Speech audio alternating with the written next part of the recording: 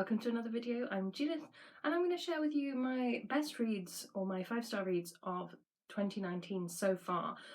I thought about cutting this off at June, but honestly it would be so much easier to just stop it now, and then in December we'll look back at the rest of the year and the 5-star reads I've had then. So these are all the books I've read that I've absolutely loved up until today, basically. So let's go without further ado.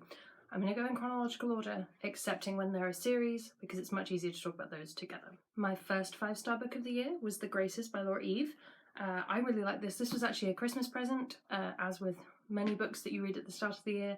I wasn't sure what to expect with this. I knew it was witchy, but it's one of the best slow burn, not horror, but almost kind of stories. It's got a great twists and turns in it.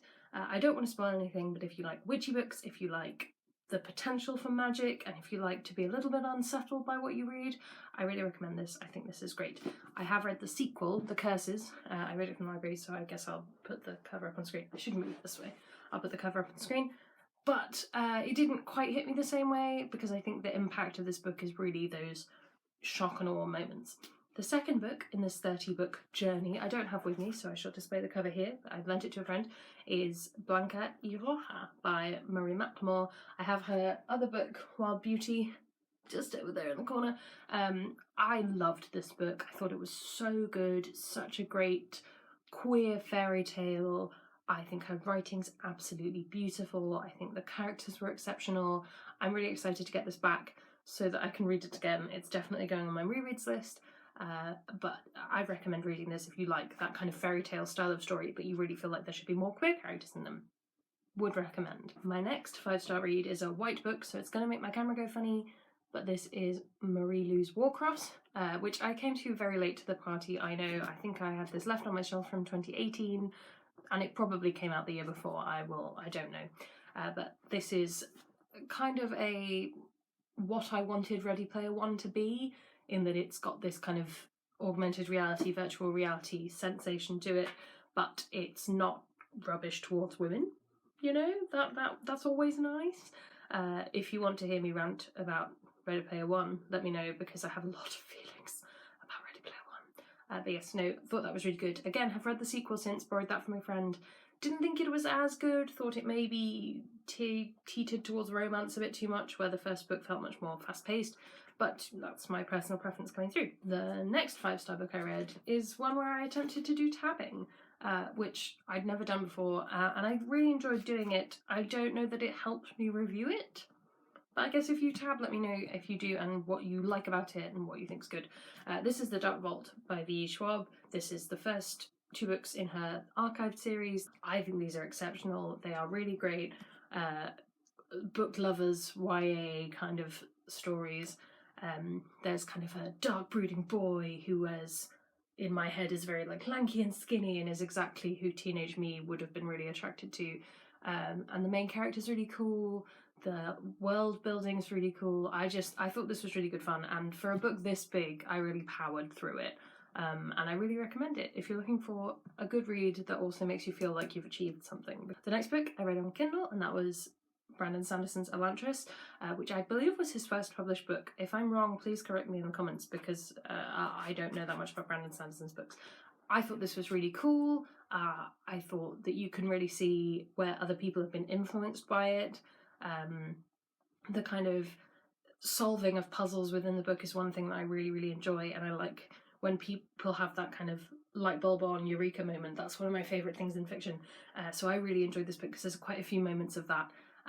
And I really think it's worth reading if you're looking for a Brandon Sanderson to read. It also turns up on Kindle discounted quite frequently, so it's worth keeping an eye out for that one. The next book was a book that I read on NetGalley, and that's In the Nightwood, and that's a novella. I don't have a huge amount to say about this one. I don't remember that much about it because I tend to rate things in the moment when they're finished. I remember it being quite queer. I remember it being a novella. I remember enjoying it. That's all I have to say.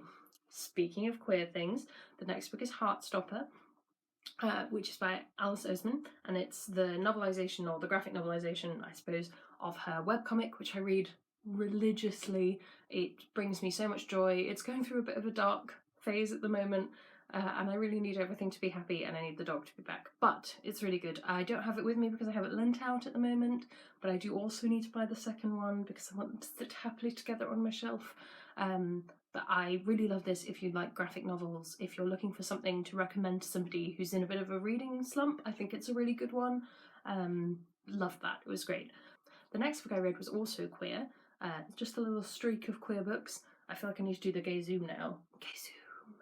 The next book was Proud, which was an anthology put together by the people at Stripes Publishing, and it's really, really lovely, and it was just really nice, and I got to the end and I was like, this has brought me joy, and that's a 5-star rating for me. The next book, tonal shift into some heavy, heavy fantasy. This was The Kingdom of Copper, which again I will display because I don't own a copy. Travesty. But this is just an exceptional book. I really need to reread the first two, I think, in one go when I have the time. This series is just exceptional, and I went in thinking I don't remember anything that happened in the City of Brass. I don't remember any of these characters, I can't remember who's doing what, and I came out feeling, yes, I remember everything, and I have too many feelings, and it's just great. I really, really love these. Both these books were 5-star reads for me. The Kingdom of Copper I read this year. I recommend them if you're a heavy, hard fantasy reader. I think they're exceptional. I think they're really good. The next book I may have talked about before, but this is Song of Sorrow by Melinda Salisbury. This is the sequel to State of Sorrow, which is here. State of Sorrow. So this is the conclusion to the duology about the main character Sorrow, who in the first book runs for government in her country, which is so fun and so unique. I actually went to the launch event for this, which is why I have the nice sprayed edges version. And it's probably also signed now I think about it. Yes, there we go. How lovely. I love Melinda Salisbury's writing. I think she does world building really well. Her books are kind of quite light magic, but it's still there. It's very much a fantasy world. I think it's they're really, really fun. I like the Sin Eater's Daughter series as well, which I own 2 books of here, and I'm really excited to read her upcoming book, which I can't remember the title of, but will display here because it sounds really exciting, and I have a sampler from Yalk that I need to read. The next book is another book that was sent to me. This is a girl called Shameless. I have the first book in the series. Why can I never find things when I want them? There we go. It's because it's behind my back. The exact opposite of OK by Laura Stephen. I very rarely enjoy YA contemporary. If you know me, you know that. I love these books, The Exact Opposite of OK and the sequel, A Girl Called Shameless. I think that they are really, really well written. Ugh, fiddling behind me. I think they're really well written. I think that the author does a really good job of capturing that kind of teenage voice. If you are like me and you have an intense inner monologue, you'll really appreciate them. But also they're feminist in a way that I would really use the word feminist. I'm quite strict about what I would refer to as feminist, and it has to be intersectional, and these books really are intersectional. I really enjoyed it. I thought it was good.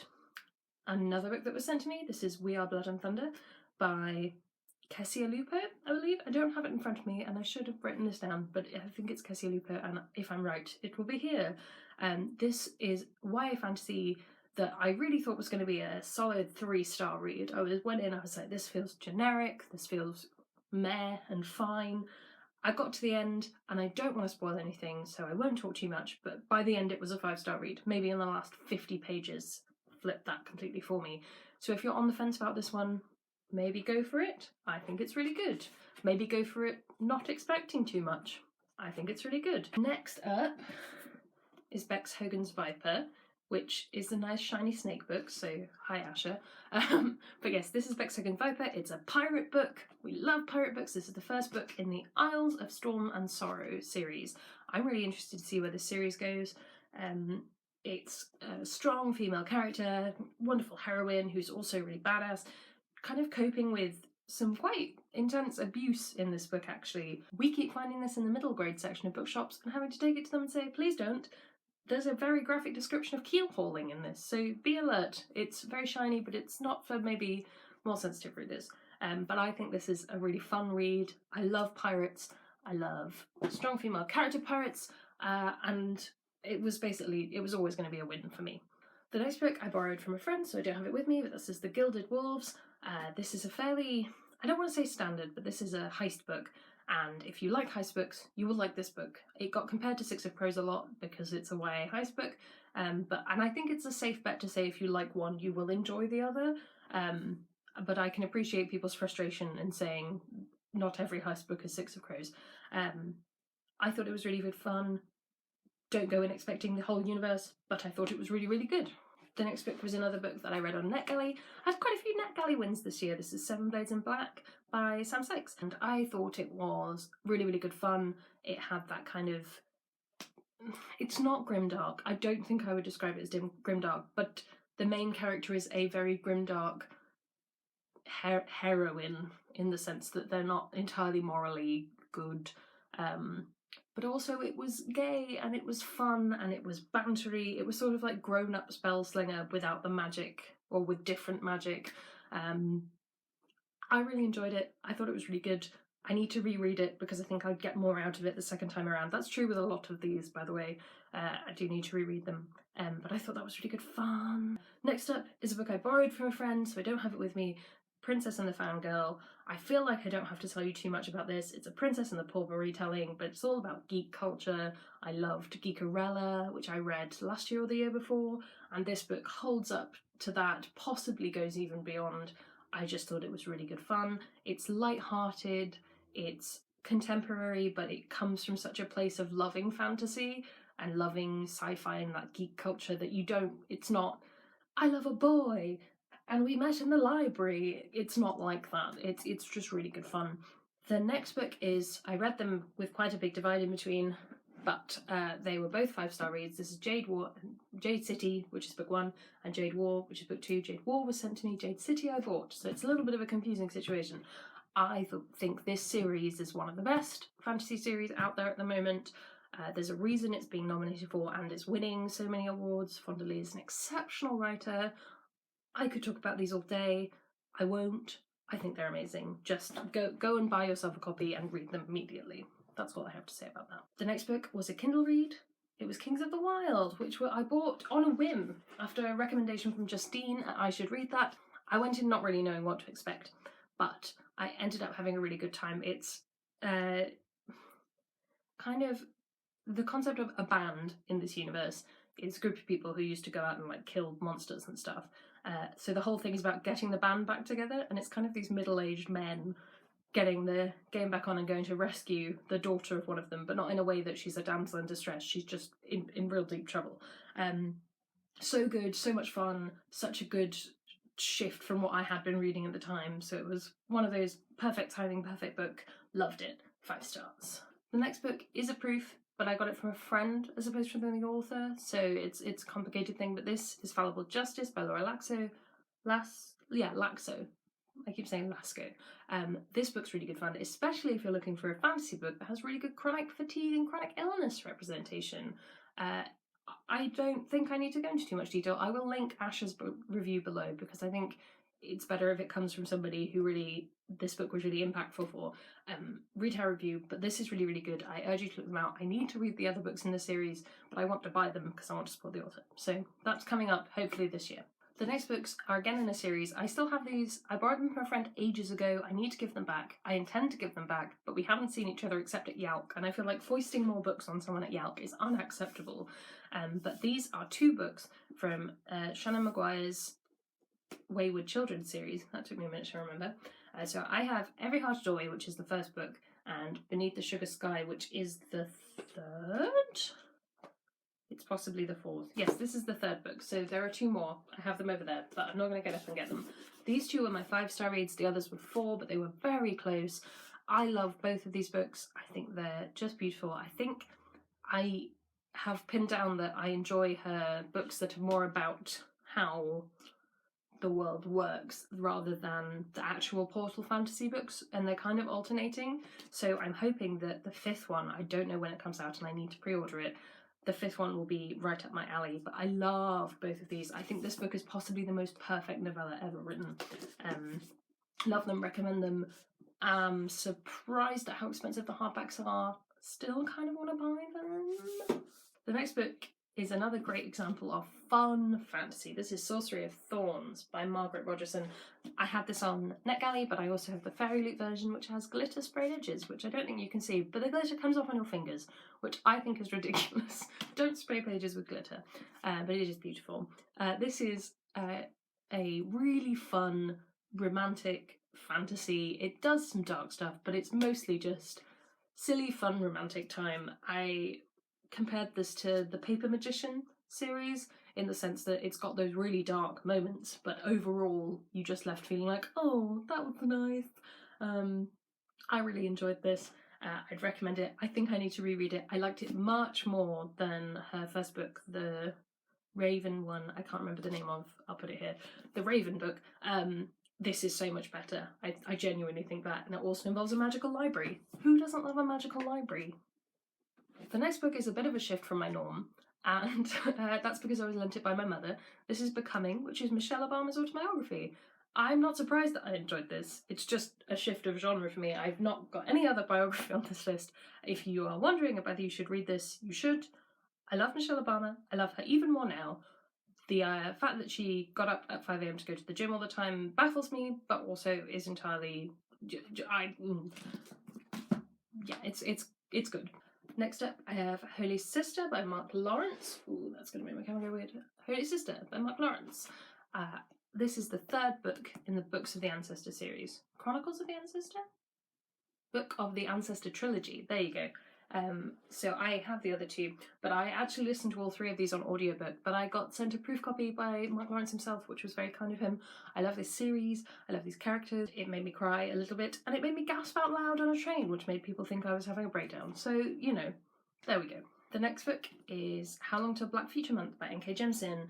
I love the Broken Earth trilogy, and I never read any of her short stories, so this was a really great find. It was timed perfectly for what I needed to read. I loved this. I think this is really good. If you like short stories, I think you'll really like this. I loved seeing how some of her ideas developed from these kind of earlier short stories into her books later on. That was really interesting. I think it would be really good to read this bit by bit, you know, have it on your coffee table, read a story at a time. I read it all in one go because I have no self-control, but yes, love this, really, really good. I then have two audiobooks, which are Red Seas Under Red Skies and The Republic of Thieves, which are the second and third books in the Gentleman Bastard series, which are, the first one is Lies of Loch Lamora, both of which I listened to on audiobook, both of which I was absolutely obsessed with. I could talk about them for hours, but I think it would just be me screaming incoherently for the whole time. So suffice to say, they're really, really good, and I want the fourth book now. The next book is The Dragon Republic, which was sent to me by the lovely, lovely people at Harper Voyager, and I still can't believe they didn't. I'm going to put it down because it makes my camera go weird. I loved this book. It's so good. It's such a good sequel. It's on par with any of the other great fantasy books I've ever read. It has huge trigger warnings with it, so really, really reach out if you need to know, because I'd hate to think someone got triggered by my recommendation. But it's phenomenal. It holds up to the Poppy War. It blew my mind. I really loved it. Top notch. Last for this kind of first half of the year, Turning Darkness into Light, which I will have talked about a load of times. I've only just finished this very, very recently. I absolutely love this. I'm really excited to read it again already, and I've only just finished it. If you like dragons, linguistics, archaeology, all of the above, really, really, really good. I really love this pile of books. It was really nice going through them again, and also quite interesting to see what I'd rated on par with other things, because 5 stars is such a gut reaction for me. But I'm really excited to read into the rest of the year. I think there's going to be some other amazing books on the horizon. You can subscribe. You can like this video if you enjoyed it. I'm going to post bookish content here pretty frequently. You can also follow me on social media, my blog, my Twitter, my Instagram. Connect with me. I'm excited about it. It's going to be great. And I shall see you in the next one.